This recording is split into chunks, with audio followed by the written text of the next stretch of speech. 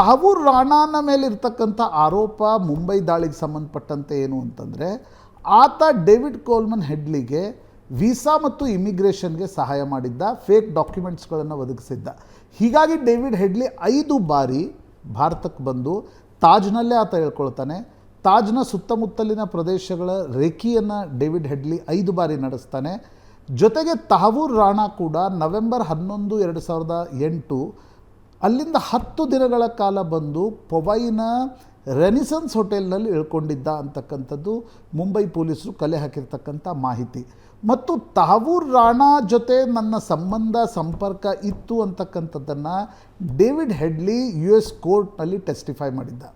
Federal bureau of investigation ಇವರಿಬ್ಬರನ್ನ ವಿಚಿತ್ರ ಸಂದರ್ಭದಲ್ಲಿ ಸೆರೆ ಹಿಡಿಯಲಾಗತ್ತೆ.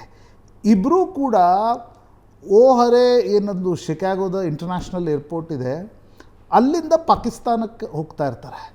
ಆ ಸಂದರ್ಭದಲ್ಲಿ ಸಸ್ಪೆಕ್ಟ್ನ ರೀತಿಯಲ್ಲಿ ಇಬ್ಬರನ್ನೂ ಕೂಡ ಸೆರೆ ಹಿಡಿಯಲಾಗುತ್ತೆ. ಅದಕ್ಕಿಂತ ಮುಂಚೆ ಡೇವಿಡ್ ಹೆಡ್ಲಿಯನ್ನು 2 ಬಾರಿ ಅಮೆರಿಕನ್ ಪೊಲೀಸರು ಸೆರೆ ಹಿಡಿದಿರ್ತಾರೆ. ಆದರೆ ಈ ಸಲ ಸೆರೆ ಹಿಡಿದಾಗ ಡ್ಯಾನಿಷ್ ನ್ಯೂಸ್ ಪೇಪರ್ ಏನೊಂದು ಕೋಪರ್ಹೇಗನ್ನಲ್ಲಿತ್ತು, ಅಲ್ಲಿನ ರೇಖೆಯನ್ನು ಕೂಡ ಡೇವಿಡ್ ಹೆಡ್ಲಿ ನಡೆಸಿರ್ತಾನೆ. ಮತ್ತು ಅದಕ್ಕೆ ಈ ಒಂದು ತಹವೂರ್ ರಾಣಾ ಅಲ್ಲಿ ಕೂಡ ಫೇಕ್ ಡಾಕ್ಯುಮೆಂಟ್ಸ್ಗಳನ್ನು ಒದಗಿಸಿರ್ತಾನೆ. ತಹವೂರ್ ರಾಣಾನ ಇಮಿಗ್ರೇಷನ್ ಆಫೀಸನ್ನು ಮುಂಬೈಯಲ್ಲಿ ಸೆಟಪ್ ಮಾಡಿದ್ದು ಡೇವಿಡ್ ಹೆಡ್ಲಿ. ಅಂದರೆ ISI ಈ ರೀತಿಯ ಇಮಿಗ್ರೇಷನ್ ಫ್ರಂಟ್ ಆಫೀಸ್ಗಳನ್ನು ತೆಗೆದು ಅದನ್ನು ತನ್ನ ಒಂದು ಭಯೋತ್ಪಾದಕ ಚಟುವಟಿಕೆಗಳಿಗೆ ಬಳಸ್ತಾ ಇತ್ತು ಅಂತಕ್ಕಂಥದ್ದು ಸ್ಪಷ್ಟ. ಹೀಗಾಗಿ ಭಾರತದ ಮಲ್ಟಿ ಏಜೆನ್ಸಿಗಳು ಅಮೆರಿಕಾದ ಕೋರ್ಟ್ನಲ್ಲಿ ಮನವಿಯನ್ನು ಮಾಡಿದ್ವು. ಇಲಿನಾಯ್ಸ್ ಕೋರ್ಟು ಈ ಒಂದು ತಹವೂರ್ ರಾಣಾಗೆ ಸಂಬಂಧಪಟ್ಟಂತೆ ಆತನ ಡೈರೆಕ್ಟ್ ಪಾತ್ರ ಇಲ್ಲ ಅಂತಕ್ಕಂಥದ್ದನ್ನು ಮೊದಲು ಹೇಳಿತ್ತು, ಎಲ್ಲಿ ಅಮೆರಿಕನ್ ಕೋರ್ಟ್. ಆದರೆ ಭಾರತದ ಏಜೆನ್ಸಿಗಳು ಅಬ್ಸೆನ್ಷಿಯಾದಲ್ಲಿ ಮುಂಬೈನಲ್ಲಿ ಟ್ರಯಲನ್ನು ನಡೆಸಿದ್ವು. ಟ್ರಯಲನ್ನು ನಡೆಸಿ ಡೇವಿಡ್ ಹೆಡ್ಲಿ ಮತ್ತು ತಹವೂರ್ ರಾಣಾ ಪಾತ್ರ ಇದೆ ಅಂತಕ್ಕಂಥದ್ದನ್ನು ಹೇಳಿದ ನಂತರ ಭಾರತದ ಕೋರ್ಟ್ಗಳ ತೀರ್ಪನ್ನು US ಕೋರ್ಟ್ನಲ್ಲಿ ಕೊಡಲಾಯಿತು. 2019ರಲ್ಲಿ ಕರೋನಾ ಸಂದರ್ಭದಲ್ಲಿ ಈತನನ್ನು ಬಿಡುಗಡೆಗೊಳಿಸಲಾಗಿತ್ತು.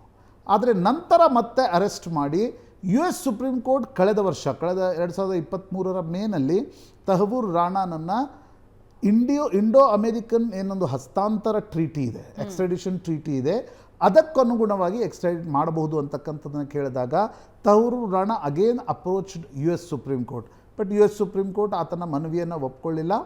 ಫೆಬ್ರವರಿಯಲ್ಲಿ ಡೊನಾಲ್ಡ್ ಟ್ರಂಪ್ ಈ ಒಂದು ಎಕ್ಸ್ಟ್ರಾಡಿಷನ್ ಟ್ರೀಟಿಗೆ ಅನುಗುಣವಾಗಿ ಆತನನ್ನು ಹಸ್ತಾಂತರ ಮಾಡಬಹುದು ಅಂತಕ್ಕಂಥದ್ದು ಹೇಳಿದ ನಂತರ ಇವತ್ತು ಭಾರತದ ಮಲ್ಟಿ ಏಜೆನ್ಸಿ ಅಂದರೆ NIA, CBI, ಇಂಟರ್ಪೋಲ್ ರಿಲೇಟೆಡ್ ಏನೇನು ಏಜೆನ್ಸಿಗಳಿವೆ ಅವರು ಅಮೆರಿಕಕ್ಕೆ ಹೋಗಿ ವಿಶೇಷ ವಿಮಾನದಲ್ಲಿ ತಹವೂರ್ ರಾಣಾನನ್ನು ಇಲ್ಲಿ ಕರ್ಕೊಂಡು ಬರ್ತಾ ಇದ್ದಾರೆ.